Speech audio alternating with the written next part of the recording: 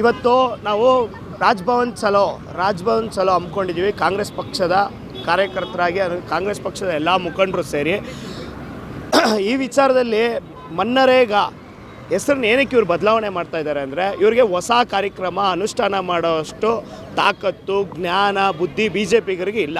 ಒಂದು ಯಾಕಂದರೆ ಇವರೆಲ್ಲ ವಿಚಾರದಲ್ಲೂ ಬರೀ ಹೆಸರು ಚೇಂಜ್ ಮಾಡಿ ಬೇಟಿ ಪಡಾವೋ ಬೇಟಿ ಬಚಾವೋ ಅಂತ ಹೇಳಿದ್ರು. ಇದೆಲ್ಲ ಕಾಂಗ್ರೆಸ್ ಸರ್ಕಾರದ ಕಾರ್ಯಕ್ರಮ. ಈ ಕಾರ್ಯಕ್ರಮನ ಹೆಸರು ಬದಲಾವಣೆ ಮಾಡೋದ್ರಿಂದ ಕಾರ್ಯಕ್ರಮ ಮತ್ತು ಅದನ್ನು ಸವಲತ್ತು ಪಡೆಯೋರು ಏನು ಬದಲಾವಣೆ ಆಗೋಲ್ಲ. ನಮ್ಮ ಕಾರ್ಯಕ್ರಮಗಳು ಜನಮಾನಸದಲ್ಲಿ ಇದ್ದೇ ಇರುತ್ತೆ. ಇವರು ಗಾಂಧೀಜಿ ಹೆಸರು ಚೇಂಜ್ ಮಾಡಿದ್ದಾರೆ, ಬಿಟ್ಟರೆ ಇವರು ಭಾರತದ ಹೆಸರು ಚೇಂಜ್ ಮಾಡ್ತಾರೆ. ಬೇಕಾದ್ರೆ ಮೋದಿ ರಾಷ್ಟ್ರ ಅಂತ ಬೇಕಾದ್ರೆ ಬರ್ಕೊಂಡ್ರು ಅಷ್ಟು ಅಚ್ಚರಿ ಪಡೋದು ಏನೂ ಇಲ್ಲ.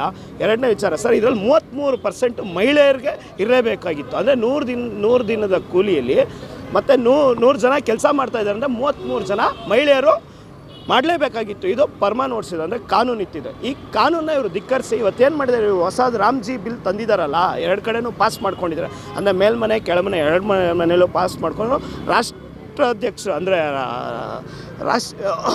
ನಮ್ಮ ಪ್ರೆಸಿಡೆಂಟ್ ಹತ್ರನೂ ಇವರು ಅಪ್ರೂವಲ್ ತೊಗೊಂಡ್ಬಿಟ್ಟಿದ್ದಾರಲ್ಲ ಸರ್. ಇದರಿಂದ ನಾವು ಇದನ್ನು ಉಗ್ರವಾಗಿ ಖಂಡಿಸ್ತೀವಿ. ಮತ್ತು ಈ ಕಾರ್ಯಕ್ರಮನ ಹಳ್ಳ ಹಿಡಿಯೋಕ್ಕಂತಾನೆ, ಅಂದರೆ ಕಾಂಗ್ರೆಸ್ ಕಾರ್ಯಕ್ರಮನ ಹಳ್ಳ ಹಿಡಿಯಬೇಕು ಅಂತೇಳಿದರೆ ಇದರಲ್ಲಿ ನ್ಯೂನ್ಯತೆ ತೊಗೊಂಬಂದಿದ್ದಾರೆ. ಏನು ನ್ಯೂನ್ಯತೆ ಅಂದರೆ 100 ದಿನದನ್ನ 125 ದಿನ ಮಾಡಿಬಿಟ್ಟು ಈ ಕೂಲಿನ ಹಳ್ಳ ಹಿಡಿಸ್ತಾರೆ. ಅಂದರೆ ಕಂಟ್ರಾಕ್ಟ್ರು ಇದಕ್ಕೆ ನೇರ ಐಡೆಂಟಿಫೈ ಮಾಡ್ತಾನೆ. ಅಂದರೆ ಕಂಟ್ರಾಕ್ಟ್ರನ್ನ ಬೆಳೆಸ್ಬೇಕು ಅಂದರೆ ಅದಾನಿ ಅಂಬಾನಿ ಅಂತಹ ದೊಡ್ಡ ಒಂದು ಕಳ್ಳರನ್ನ ಇವ್ರು ಬೆಳೆಸಬೇಕು ಅಂತೇಳಿ ಈ ಥರ ಮಾಡ್ತಾ ಇದ್ದಾರೆ. ಇದನ್ನು ನಾವು ಧಿಕ್ಕರಿಸ್ತೀವಿ. ಕಾಂಗ್ರೆಸ್ ಪಕ್ಷನ ಕರ್ನಾಟಕದ ಜನತೆ ಇದನ್ನು ವಿರೋಧಿಸುತ್ತೆ. ಇದರಲ್ಲಿ ನಾವು ಯಶ ಕಾಣ್ತೀವಿ.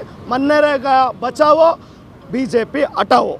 ನೀವು ಸಣ್ಣ ಆಗಬೇಕಲ್ವಾ? ಅದು ಒಂದು ಉತ್ತಮ ಆಹಾರದಿಂದ ಸಣ್ಣ ಆಗಬೇಕಲ್ವಾ? ಪ್ರತಿದಿನ ನಮ್ಮ ಜೀನಿ ಸ್ಲಿಮ್ನ ಯೂಸ್ ಮಾಡಿ ಯಾವುದೇ ಸೈಡ್ ಎಫೆಕ್ಟ್ ಇಲ್ದಂಗೆ ನೀವು ಸಣ್ಣ ಆಗ್ತೀರಾ.